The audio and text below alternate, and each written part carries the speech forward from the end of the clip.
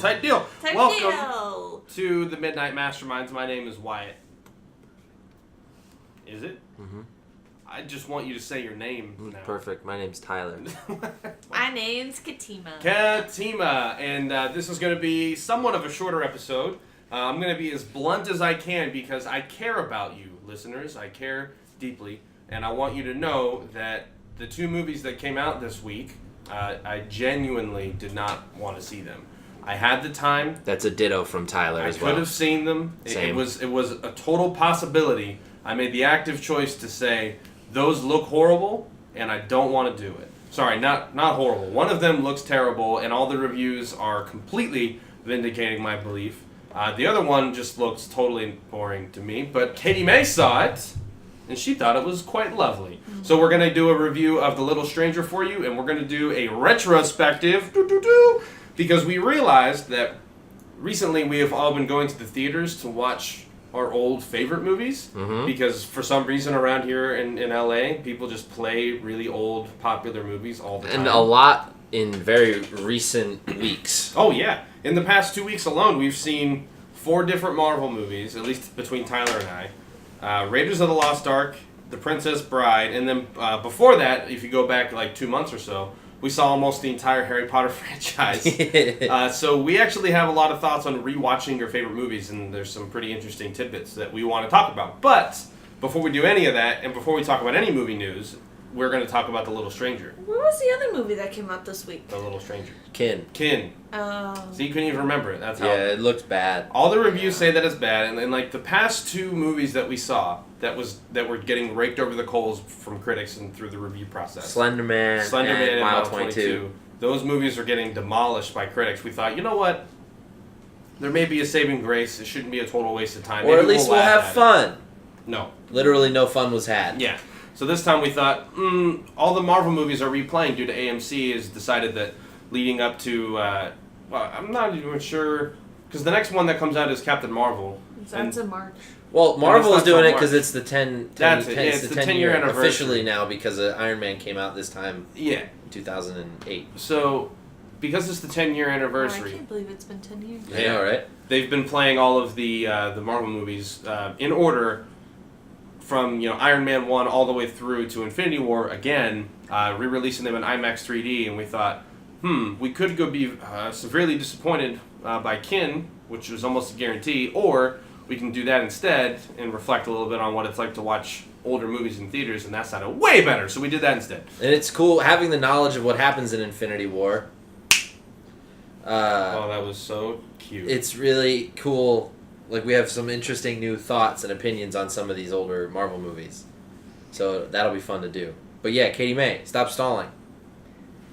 What? You gotta stop stalling. Okay. You got a job to do. Tell us about The Little Stranger. Okay, so I saw The Little Stranger. I want to say The Little Stranger has a pretty bad trailer, if you ask me. It doesn't get me hype at all. A couple months ago, I saw it in a pre-screening. So I don't know if they changed anything since I saw it, because sometimes they change things or take things out. Correct. But I liked it. It's a really slow burn. It's the slowest movie, but it's the slowest movie that I've actually liked. Like, I was about to say, that's a strange... I was never, like, bored. Like, I always wanted to know what was going to happen.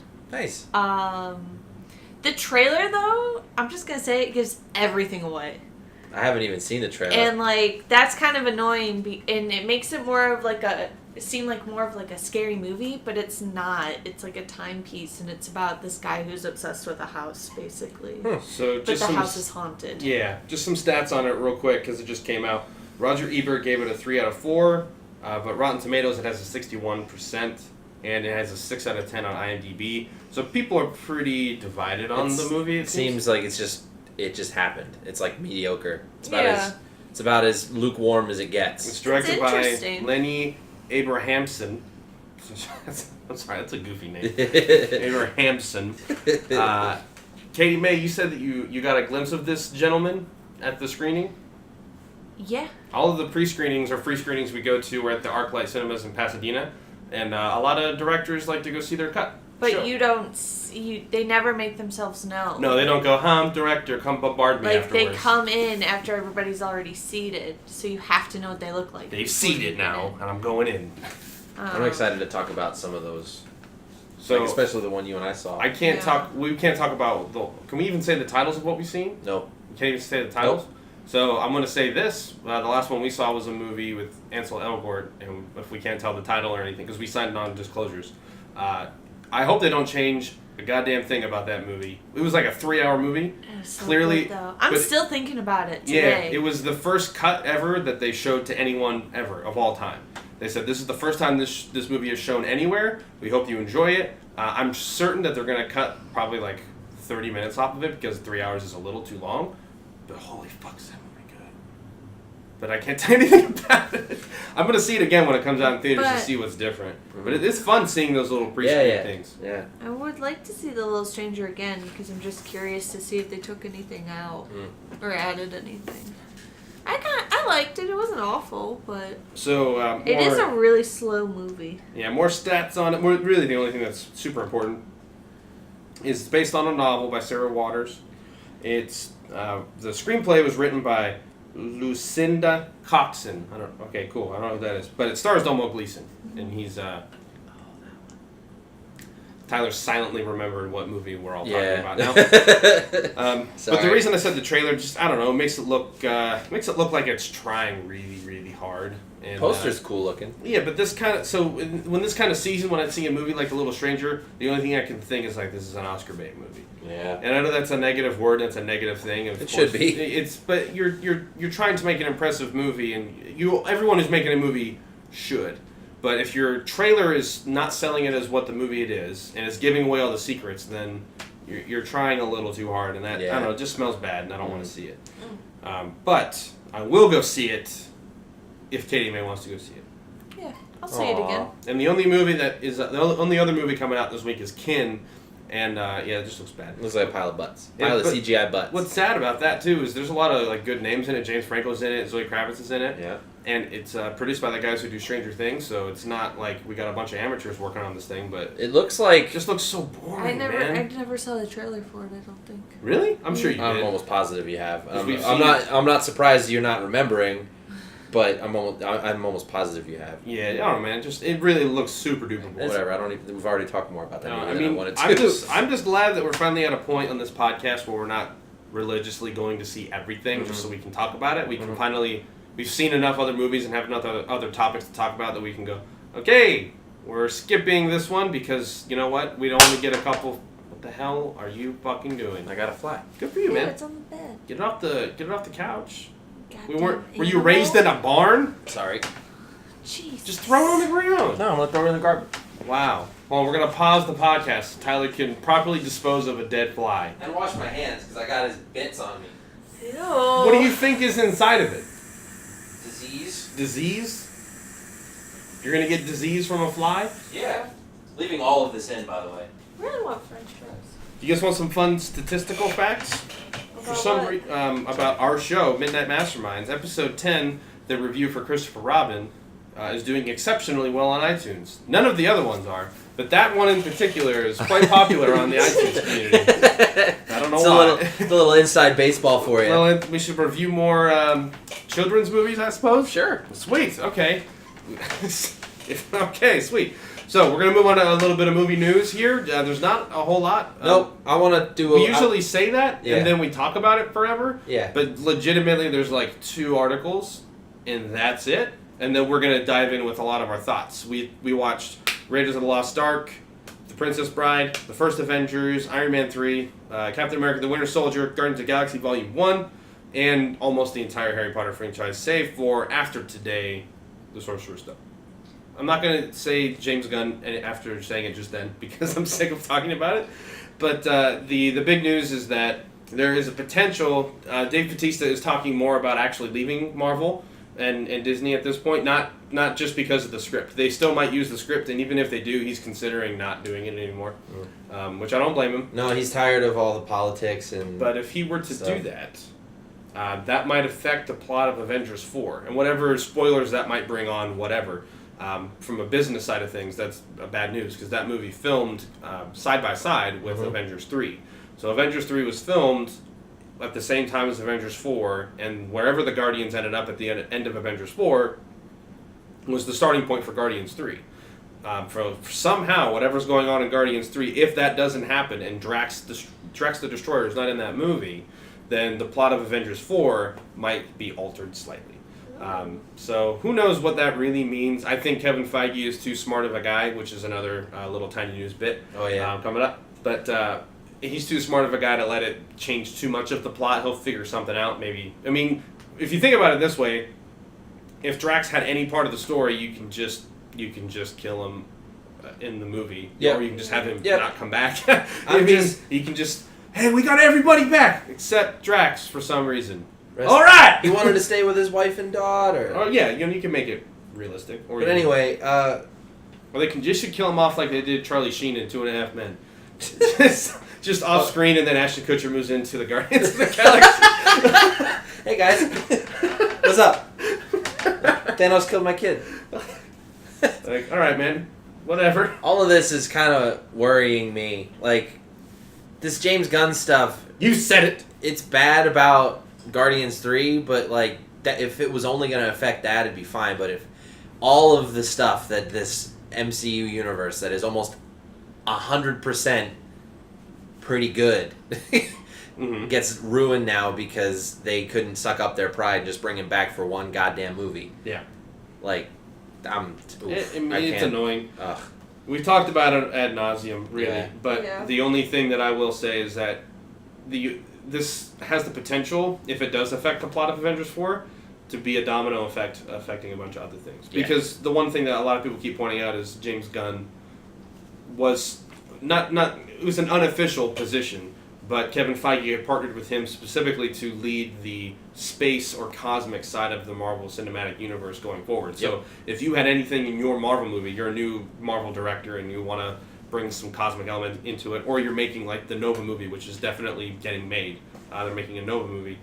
You have to partner with James Gunn because he's the sort of overlord of that. Well, not anymore. But he still might, not even might, he can come back to work for Disney. He's not being ruled out of ever being able to come back. So he'll probably still be a part of that, but... it's just so dumb. Then just make him the freaking director again. Yeah. That's... All because some dum-dum had to go back through all these tweets and bring it up. That's like if Tyler... So like Tyler works at a hospital right now, which is a noble thing to do, work at a hospital, Don't say which one. I just said a hospital, right? I appreciate it. But let's say Tyler and I had an argument about politics. Which we wouldn't, because we pretty much align politically in every almost bit for bit, exactly the same. But let's say we didn't for some stupid reason, and I went back through Tyler's Facebook messages or whatever, and I found that he made a joke about a mentally handicapped dog, and he probably did at one point. I don't know. I was definitely. But I'm mad at him because of some argument that we had. I bring that up and I shoot it over to his boss.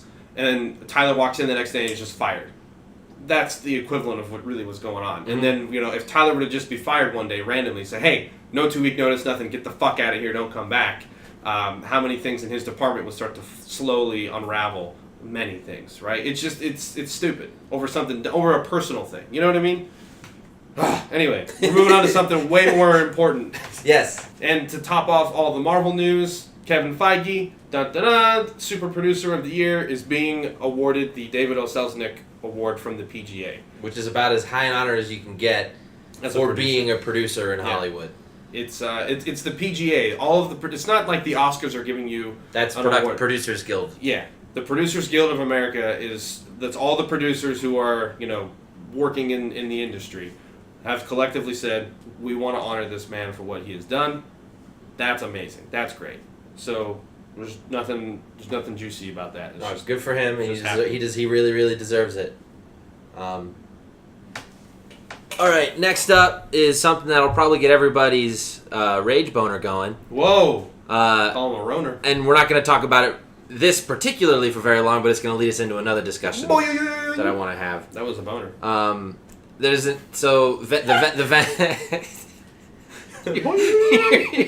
You're such a dope. The Venice boner. The Venice Film Festival has been going on, and at the Suspiria red carpet premiere there, an Italian filmmaker whose name I don't even feel like trying to pronounce. Give it a shot. You're the smart one. You've never heard of him before, and it doesn't matter. No, how I told Tyler he's the smart one, and he didn't refute it. I didn't. Asshole. I just, what an asshole. I didn't even want to try and pronounce this asshole's name, but he wore a Weinstein is innocent shirt. It wasn't ironic, Katimae. He actually believes it, and it was a PR stunt to try to get this guy, Weinstein, proven innocent and all that. And it's sad. As Guillermo del Toro was talking about it, the film festival in Venice is like an example of the industry over in Italy and how the Me Too movement there is kind of having the opposite effect to how it is here, in that it's things are kind of getting worse for women. Out of all the films in all the categories at the Venice Film Festival, only one of them had a female director. Yeah, and that's not good. Sad. Yeah, that is one thing that I did read, is that there's only, out of all the directors there's only one. Mm-hmm. That's weird. That's sad. I don't know if I'm just ignorant of the scene everywhere else, but I did not expect Italy to be the country, be one of those countries. Like we were talking about it. There are other countries in Europe that I would expect that from. I'm not going to say them because we may have listeners there. But I did. Only countries that Winnie the Pooh did very well. That's the only place that people are listening to this. If Winnie the Pooh did well there, it's happening. We've got fans. But no, it's sad because, I don't know, it always comes across as that really stupid, toxic kind of masculinity.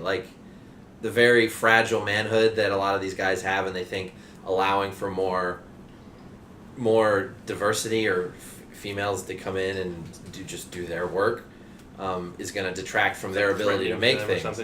Yeah, and it's like, if that's what you're worried about, then you're probably not good enough to be there in the first place. Right. So get out. Goodbye.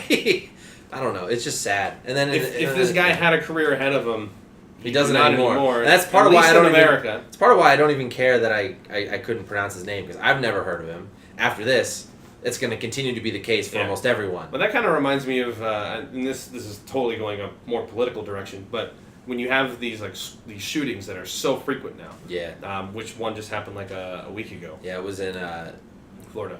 Yeah. But shot up a professional gaming. They found out why he did it, by the way. He lost. If you didn't know, he lost. He was a competitor, and he lost.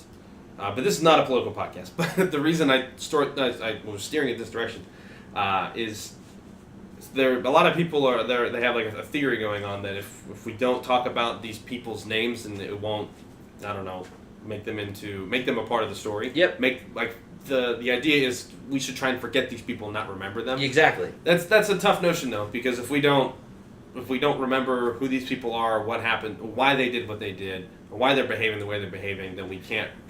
I think we can't stop. We can't stop it from repeating itself again. Stop if we see those signs, stopping it. Yeah. And whether it's gun violence or some idiot wearing a T-shirt at the Venice Film Festival, but if we don't talk about them, then it doesn't make it glory for them, because that's what they do. They want the glory. Yeah. I understand that point of view, but at the same time, we can't just stop talking about bad people. I think it's more not mentioning their name and showing their face. Talk about everything about this person that was a red flag, and what happened, and how we can fix that. But don't say the asshole's name. Don't make them a deity. Exactly. Yeah. And I totally agree that completely ignoring the who did it part is dumb.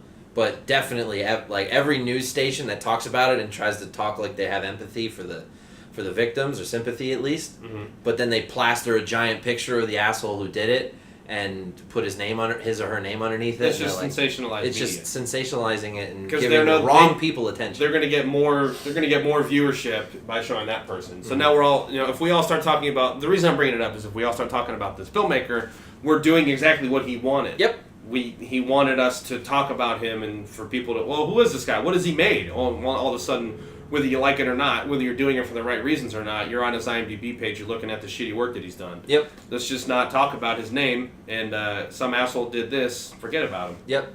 And another interesting thing is, he was only there to make a political statement.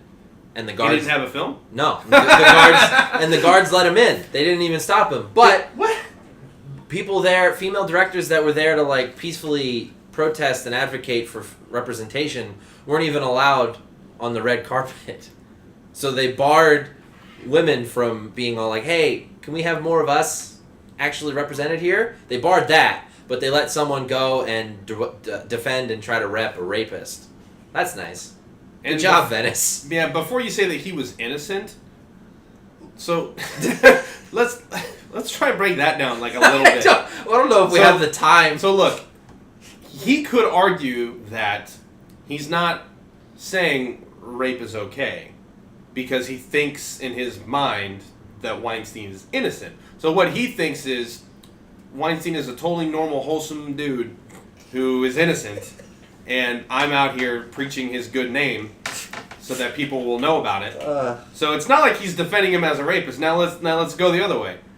Maybe he totally believes and thinks that Weinstein, is, and he just wants to stir up some controversy for some reason. But he's out there saying that he's innocent. There's so many people, even if you think that all these women are lying, which would be ridiculous. So many women would come out and just lie about this. The Weinstein Company is literally already filed and is going bankrupt because they have to pay all these women damages. Almost $290 million in damages collectively to all these women that they've had to pay. Yeah, it sounds like an innocent man to me. And in another, because we should get moving along here. In another, We should similar branch to this Me Too tree is Louis C.K.'s attempted comeback. So don't say their name, just change it. It's like, this one I think is okay, because he's already in the... No, I mean talking about it. Oh, His asshole face is already in like headlines and shit. Well, I was making a joke because you botched his name. Oh, yeah, no. I'm saying instead of changing the person, or like not saying it, we should just change their names. This one I'm going to call this man Poopy McFatface. It's like, we're so much more ready to be like, yeah, but like he didn't mean it, and he's got mental health issues, and we should help him. Like Louis C.K.? Yeah. People, like, Ugh. stop saying that about the guy who hurt people and harassed people. Help the people who we were harassed, and then maybe if we have time, we'll get to helping out the asshole that caused problems. Fuck that shit. And apparently his set wasn't even that funny. He did this at a couple places. So this is what this motherfucker did. He knows that he's famous, and he knows that he can be intimidating because of his name. So he would just go into a club, wouldn't call ahead, nothing. Would just walk into a club, walk up to the MC and say, "I'm going to do a set now." And they would go, and before the MC had time to do anything, he would just go up and do a set. No approval from the owners of the clubs, nothing. One owner of the club was interviewed and said, I mean, I don't blame my MC for being blindsided by that, but I do think that it's kind of weird that the audience kind of got swept up in it, and I'm paraphrasing a lot here. Yeah. But I guess the audience gave him a standing ovation. Mm-hmm. But a lot of people think that they were kind of just going with the flow so that no one kind of got ostracized for not giving him a standing ovation because he got a bunch of emails the next day, the club owner, for allowing him into the club and making it a very awkward and uncomfortable place. I guess his sets were like fine. Apparently it was the normal Louis C.K. shtick. He didn't do anything controversial or whatever. But he basically forced himself into a club. Everybody was so awkward and uncomfortable that they like went along with it. And then afterwards were like, what, we got fucked with jokes pretty much. And it's kind of a weird thing, and it's done nothing but make him seem worse. Negative. Yeah. Like I don't know. I don't really want to talk about it. If he had waited another couple of years and said that he'd been to therapy and rehab and all this, he might have been a cameo actor for the rest of his life, and that's probably it. The best he could have hoped for. But now he's dead. Waited less than a year to again force himself on people, just in a different way. Good God, we've been fucked with jokes. Anybody who was like, he's not that bad before, get out. Yeah. Well, now it's he. And they're still now. Oh, like, now and are now still doing that. Mm-hmm. Like he's just trying to. Blah. No, get out. I don't want you anymore. Yeah. Get out of here. Anyway, let's talk about happy things. We're going to shift gears. So if you guys have ever driven a stick shift, when you shift, that's the noise it makes. It goes. Really? I didn't know. You ever watch the Fast and Furious movies? No, I hate those movies. Whoa! Some of them are good. I don't like them. I like the first one. They're all okay. I hate the thing at Universal. I would disagree with that entirely. I would say some of them are trash piles. No, I think they're some of them are really fun, and others are. You know which one I like the most, actually? That's the most trash pile one, I think. What? Tokyo. Yeah, so many people hate that one. I like that one. Of course. I like the cowboy. Again, it's like... You mean Lucas Black? I don't know his name. Whatever. You don't know his name? No. We didn't want to talk about Fast We are doing a retrospective on older movies, but we're not going to go through the entire Fast and Furious franchise. An idea for another podcast. I was going to say, we should start doing that. Tonight, what we'll do when we get back from Harry Potter and the Chamber of Secrets is we're going to marathon all the Fast and Furious movies. No. And then we're going to do... Yes. And then we're going to do a retrospective tomorrow. We're going to record it afterwards and give our thoughts on every single Fast and Furious movie. In an 8-hour podcast. So we're going to do Fast and Furious 1 and 2, and we're going to go, hey, I kind of like where this series is going. I'm interested. And then after the third one, go, what happened? We made a mistake. We watched the fourth one. We made a mistake! And then the fifth one, oh, that's actually really cool. Yeah. And then the sixth one, it's still all right. And then 7. Quit while you're ahead. Oh. Quit while you're ahead, man. How many are there? 8. Fate of the Furious with 8 in the title. You're laughing like I made a joke, but that's the real title. I know. Anyway, we're moving on. So, like we said, over the past 2 weeks, somehow the stars have aligned, and a lot of our favorite movies are in theaters again. So one of the coolest things about going back and seeing all these is it just reminds you how much different an experience it is to see a movie on the big screen, no matter what it is. And that's kind of the overall thought I had in my head watching all of these. I didn't get to see The Princess Bride with you guys. Sorry. I always second guess myself when I say Princess Bride because the Princess Diaries are a thing. And we just watched those two. in my head, they get crossed. Completely different levels of quality. But I didn't get to see that one with you guys. I would have loved to, but I couldn't make it. Also, I didn't want to interrupt date night. Love you guys. But anyway, Raiders. That one was on my bucket list to see on the big screen. I'm so glad I got to see it. Raiders of the Lost Ark, as I've said a couple times, is one of my favorite movies ever, if not probably my favorite movie. And I had not seen it in theaters, of course, because I wasn't alive. That was a big roadblock. But also, I haven't. There's been new or re-screenings of that movie millions of times all over the place because it's one of the most popular movies ever. Way to go for picking a super cliche movie to love, Wyatt, but whatever, I don't care. But one had never crossed my path, had been able for me to get to, but now it had. So 2 weeks ago we saw it, and it was like I had not seen it before. Yeah. Which, I knew all the things that were going to happen, what was coming up, but for some reason I had all the same feelings of excitement, energy. Yep. Harrison Ford is one of the best stars ever to be born. That's a through line for the rest of these too. Seeing them all again, it's amazing how just the addition of the big screen and then the theater sound system and being in that environment. Right. For someone who loves it, I don't know, for someone who loves it, it just, even though I've seen, we'll get to Avengers, I've seen it, I don't even know how many times. Yeah. Way too many, probably. But I felt emotional at all the right parts. Yep. I felt you get goosebumps at all the right parts. The theme plays the first time, you get goosebumps. If you get the chance to see one of your favorite movies in theaters, don't sit there and go, but I've seen it a bunch of times. Trust me. Doesn't matter how many times. The one movie I was worried about the most was Guardians of the Galaxy Volume 1, because I've seen that movie. I don't even know how many times. It's the kind of movie that I'll put on just to have on while I'm folding laundry or doing whatever, or even doing homework when I was in college. That's how much I watched it. Yep. So when everyone was we're going to see that one, I'm I'll probably just skip that one because I've seen it Same for so me many times. And Winter Soldier. And then when I saw it, it was probably the one I enjoyed rewatching the most. But back to Raiders of the Lost Ark. Yeah. Katimae and I were having a discussion not too long ago because we were seeing all these older movies, and I think she made the comment of something these movies look really, really, really, really good. Yep. And that's because when you watch super old movies on your TV at home, it's not the fact that the cameras they were using were bad cameras or even old cameras.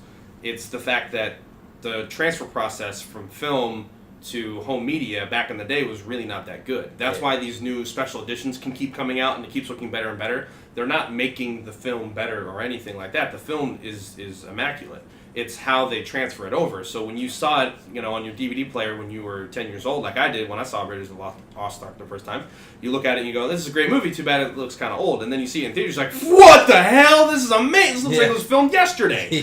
That's what's cool about it, because you're watching it exactly how the people back in 1981 were able to watch it through the same projections and all that kind of stuff. So again, if it's an older movie that you've only ever seen on home media and you've always thought like, it's a little too bad this movie looks kind of old and grainy, once you see it in theaters, it will blow you away, because it really did look like they filmed this movie yesterday. One of my last thoughts on Raiders is that I don't think I've ever watched that with you, Wyatt. That is one of the best movies ever made. I know. I don't think I've ever watched it with you. I don't try and make people sit down and watch it, because I feel like either people have already seen it a bunch of times or just don't like it as much as I do. Mm-hmm. So when I'm over there like nerding out, I feel like a weirdo. And it made me think, I guess I have two thoughts now. It made me think, this is my favorite movie ever, probably. Every time I'm asked, that's what I say, because I'd be okay with it. I don't know if it's true, but it's just my gut reaction. Mm-hmm. Is Fellowship of the Ring. Okay. And I don't think we've watched those together either. Yes, we have. I don't think so. You can think that. Well, anyway, that wasn't my thought. It was that a lot of your mannerisms, whether you meant it or not, oh yeah, come from Indiana Jones. That is 100%. Well, it's a movie you like I said, I watched it when I was like 10, right? That's the only thing I was thinking when I was watching that movie. I was like, oh, Wyatt. Like even there's Wyatt again. There's Wyatt again. I want to put this down if I can just defend myself for like 1 second. You don't have to. No, I just want to. I just really want to. I don't do that on purpose.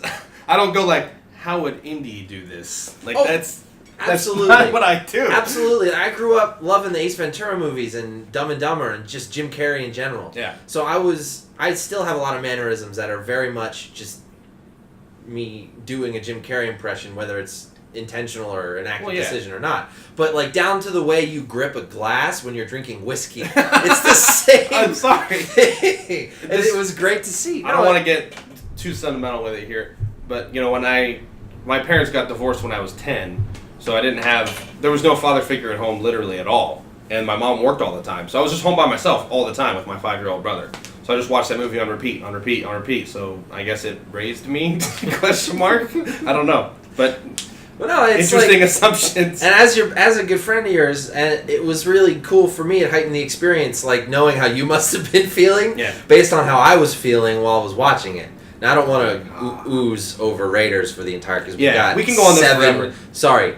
Like a million, 15 more movies to get through. Well, here's what I have two things, then I'll just say in one sentence. Practical effects are still, in my opinion, severely underrated. Because even though Star Wars, like The Force Awakens, brags about how practical all its effects are, it still uses a buttload of CGI. The practical effects in this movie looked phenomenal. Mm-hmm. Seriously. And again, it was like seeing it again for the first time. Someone who's seen it a million times. Mm-hmm. Next, Princess Bride. Let's say you want to take the lead on this one? Oh, man.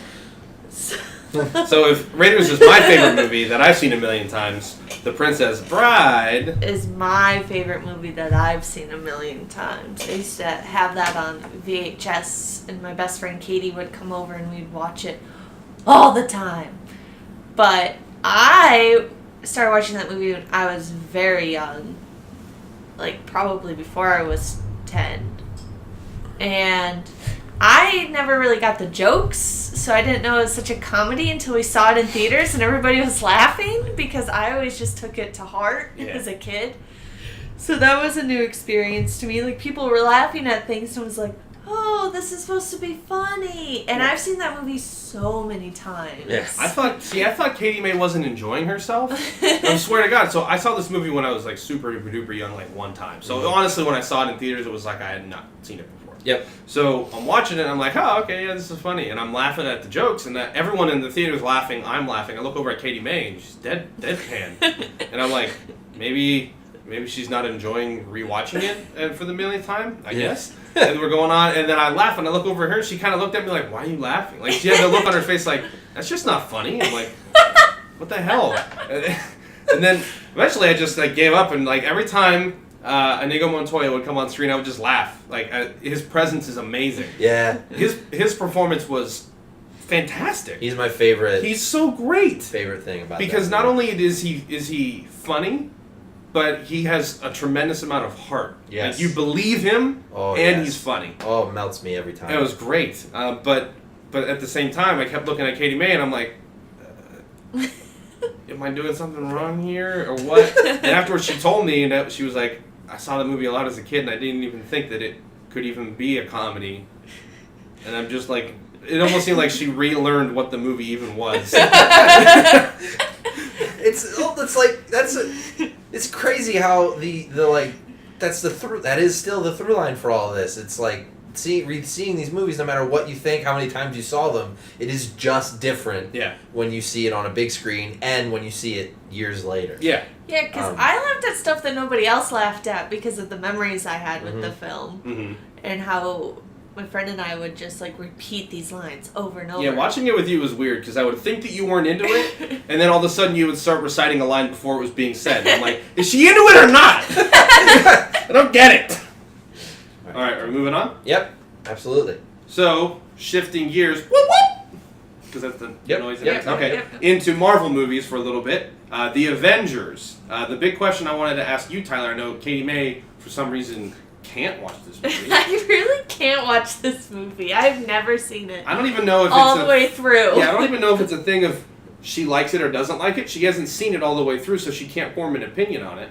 Every time we try and watch the movie or try and show it to her, she falls asleep. Every single time. I'm like, okay, good night. And we're not talking about like 2 or 3 times. Like this has been one of my favorite movies back when I was 19, and I went to Katimae's prom when I was 19. And the day after prom, when it was just laying in bed and eating food all day because we were up till 4 in the morning, I put the Avengers on, and we tried to watch it twice, and she fell asleep then too.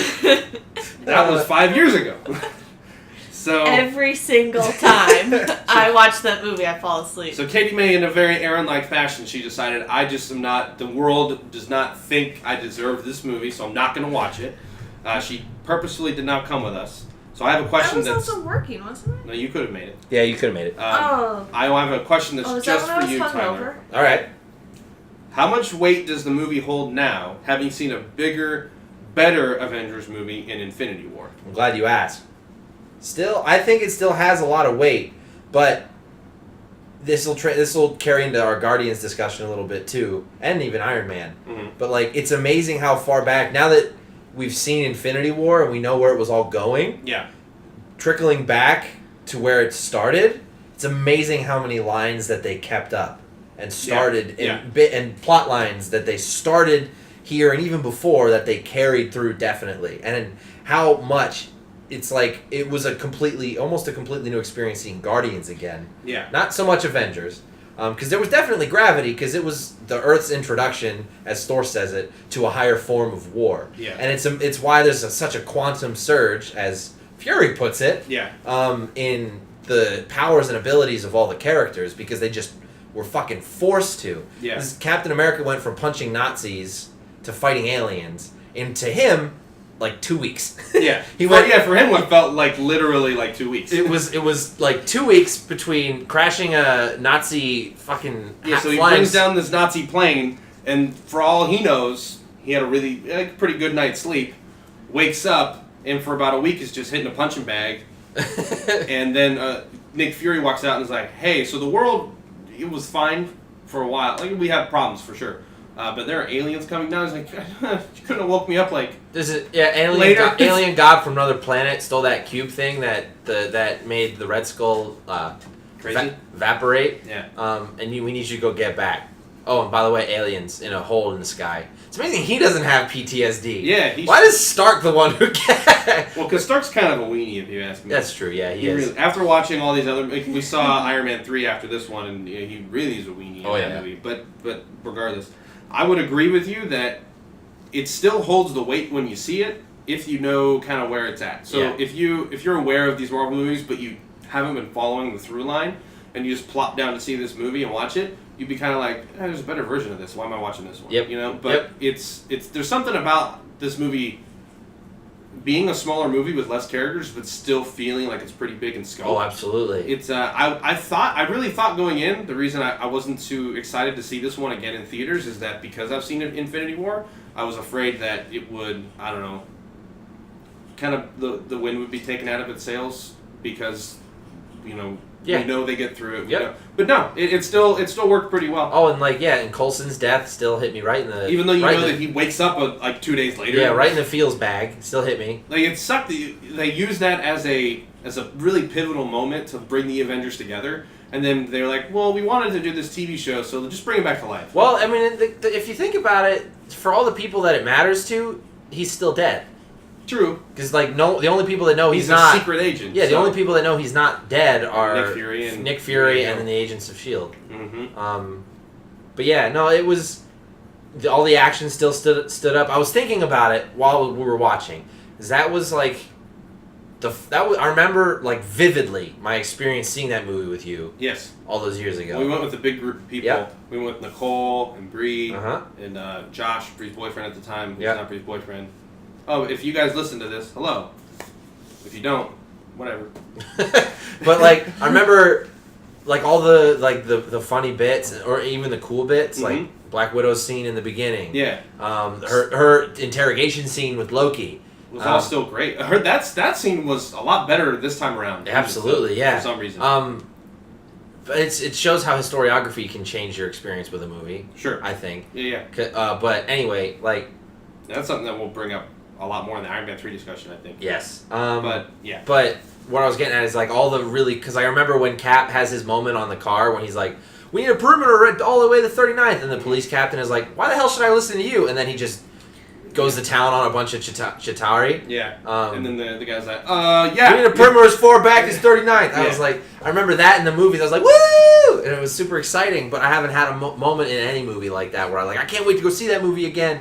Until that movie comes out. So I can see that bit again. That bit. Well, that's the thing where the only other thing I really wanted to bring up about this movie is that having seen a lot of different directors now tackle Marvel movies, from all different walks of genres, I guess you could say, Joss Whedon is very unique. Yes. Yeah. The only two movies that they definitely both of his movies feel like Avengers movies. Yes. They almost feel like a totally different thing. Yes. Now, before I thought that when even Marvel thought that he was going to be sort of the the main flagship person you remember that? MCU. Well, yeah, they have a habit of losing flagship people for one reason or another. Oh God, please protect the Russo brothers. Oh no, don't!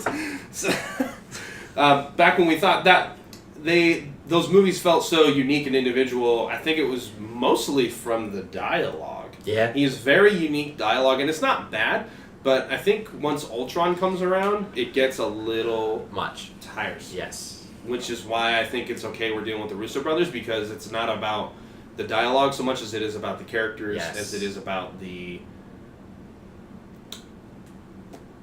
that's it, the characters. Yeah. It's about how each character plays into the story, yes. Not about what are these people saying to these other people. Yes. You know what I mean? And so you mentioned how we'll get back into historiography with Iron Man 3. I think we should.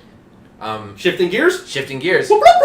Iron Man 3, when it came out, I liked it, understood all the backlash. We should also point out that it's a very, chastised movie. Yeah, I understood all the backlash it got, and I got swept up in it a little bit too. Because I'm a pretty knowledgeable nerd now, but back in the day, I'm a knowledgeable nerd. I didn't know shit about these characters. I didn't know anything about most of these characters, and so I was just enjoying them at face value in the movie. Right. Since then, I've read a lot and blah blah blah blah. But when the Mandarin twist happened in the theater, I was like, "Oh, that's awesome!" Because I thought it was really funny and "Oh, that's cool." It was a big twist. But then the more I learned about it, the more I hated it retroactively. Watching this again, still not necessarily in love with the twist. But I was entertained by it a lot more. Yeah. And that can be said about the entire movie. Yeah. My goodness. That's what I will say Is this the one where all of his suits come and fight? Yep. Yeah.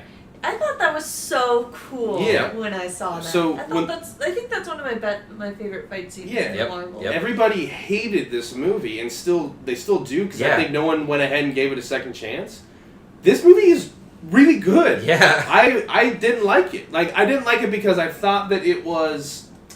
I don't know the best way to put it.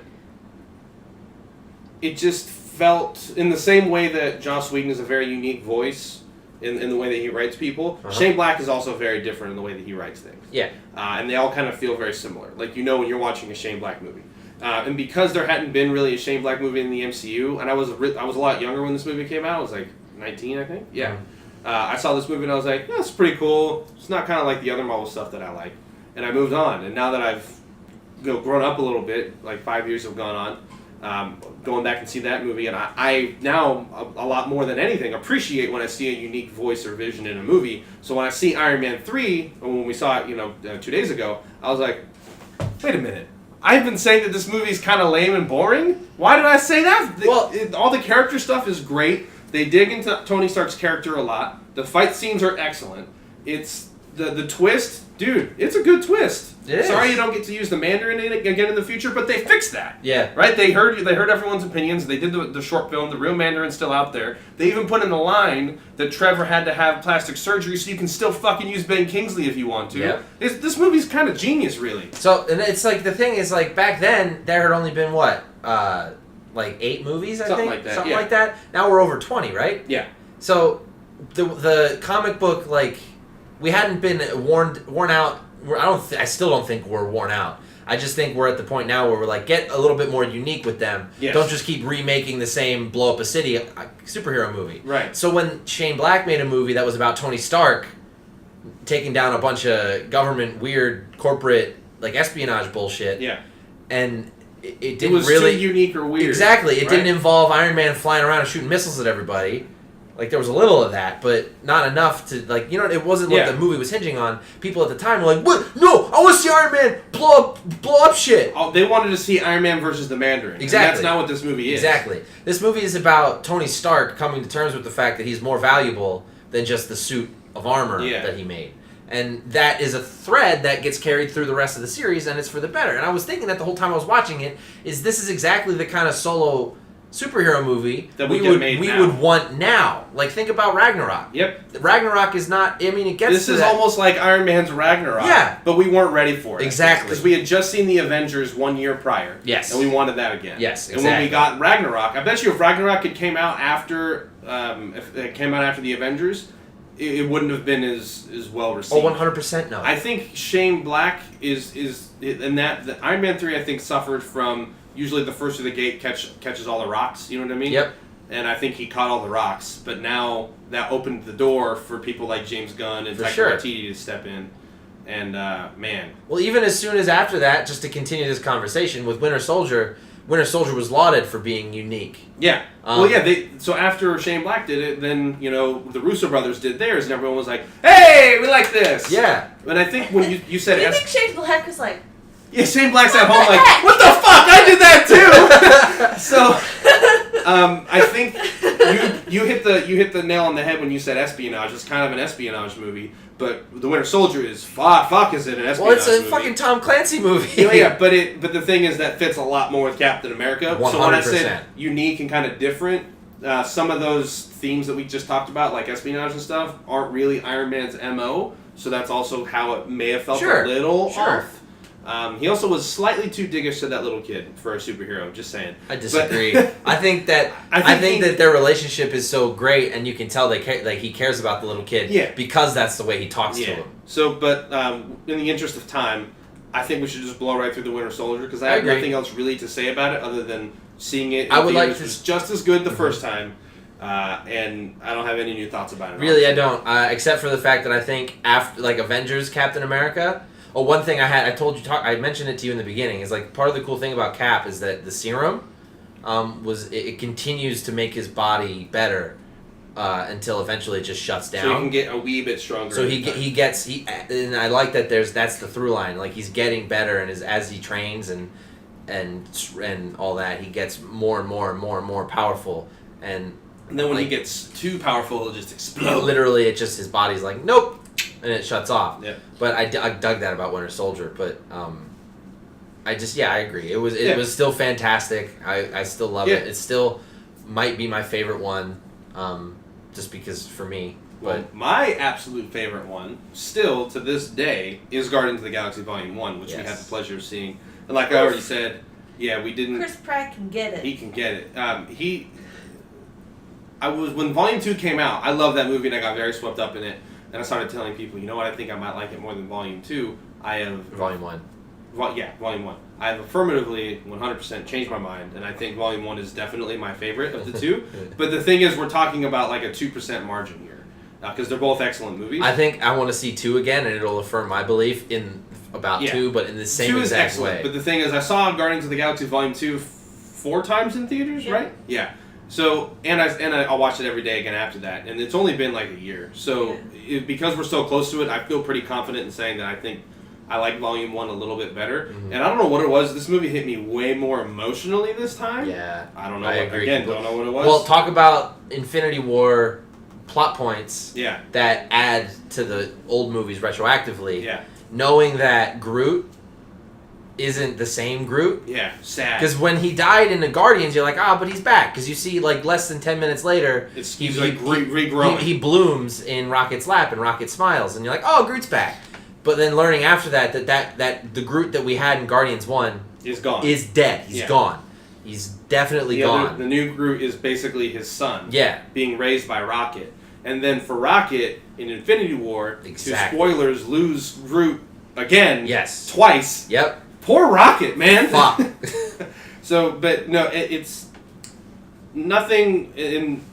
I don't want to say anything about this that I haven't said about the other movies already, that, rewatching it again, just kind of reignited my love for the movie. Mm-hmm. But I will say that this movie visually looks a little different than Volume 2, and that the scope seemed a lot bigger. Yeah. I don't know what it was about it. Maybe that we were watching it in 3D, which I had always underestimated for a long time, but IMAX 3D is pretty fucking dope. Yeah. I hate 3D. She hates 3D. I thought I did. Wearing my glasses, and so when I have to wear the 3D glasses over my glasses, it's the worst. Yeah. I thought the same thing about I hate 3D, but watching these again. Yeah, but the scope of it, like they did a really, really good job at showing you the vastness of space in this movie, but also making you feel really close and connected to these characters. Yeah, and I think when you think about Guardians 1 it's a character movie about the Guardians coming to terms with their own flaws and finding their own family, which is amazing. I love it. It's also, Guardians 1 is about mom, Guardians 2 is about dad. Yeah. I wonder what Guardians 3 was going to be about.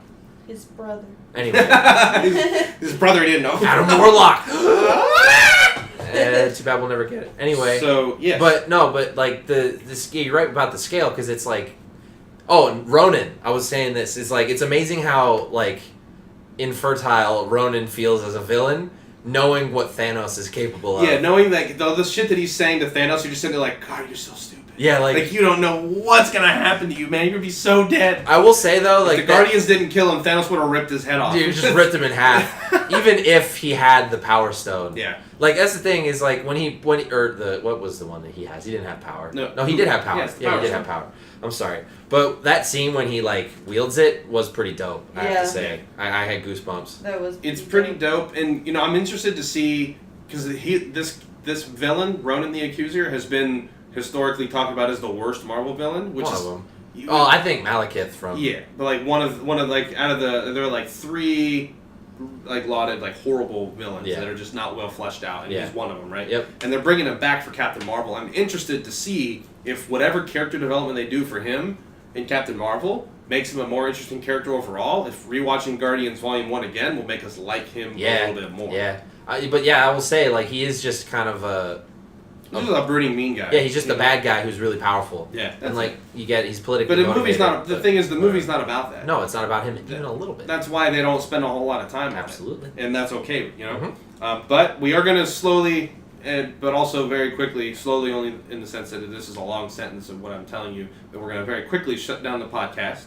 Harry Potter. Yes, we have to go see Harry Potter and the Chamber of Secrets. I'm going to save our retrospective on the Harry Potter film franchise until we have seen the Chamber of Secrets, because I want to know if seeing Christopher Columbus's one of his Harry Potter movies that are generally regarded as the lower-rated, campier, older movies, how those compare to having rewatched the newer, more stylized Harry Potter. I'm interested to see how these movies replay on the big screen. This one also being adults, because I haven't seen this movie in theaters since I was, I think, 8 years old. So I don't think I ever saw this in theaters. So let's we're gonna go check this out. So next week on Masterminds, we are definitely gonna do our retrospective on the Harry Potter series. Count on it. This has been Furious? Just kidding. That's right. This has been the Midnight Masterminds. We did a review for The Little Stranger. We talked about seeing your favorite old movies in theaters. We did some news. Let us know what you think about the retroactive reviews. 'Cause Yes. if you guys like it, it's a thing that at least I would love to do more of. Yeah. Um, But I've been Wyatt. I've been Tyler. I've been Katimae. Find us on sverticalp anywhere, pretty much. Pretty Patreon, much, Twitter, Instagram, Facebook. Love you. Bye. Have a good day, Love everyone. you.